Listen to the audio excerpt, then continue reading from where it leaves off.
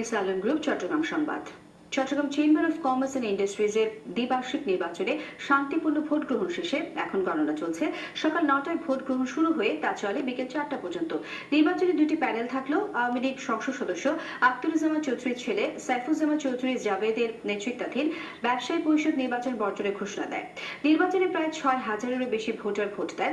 ব্যবসায়ীদের সরাসরি ভোটে সংগঠনের 24 জন পরিচালক নির্বাচিত হবেন।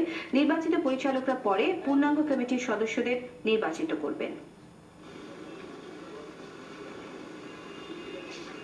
ইলেকশন সুষ্ঠু হচ্ছে, আপনারা নিজেরাই চোখে দেখতে পাচ্ছেন, এবং যাদের আইডেন্টিটি কার্ড নাই তাদের তো নিজে থেকে ঢুকতে দেওয়া হচ্ছে না। মাননীয় হাইকোর্টের নির্দেশ অনুযায়ী তো নির্বাচন হচ্ছে এবং স্বতঃস্ফূর্তভাবে হাজার হাজার মানুষ এখানে ভোটে অংশগ্রহণ করতেছে। এনে কেউ যদি বলে যে আমরা ভোটে বয়কট করলাম, তাইলে তো আমাদের করার কিছু নেই।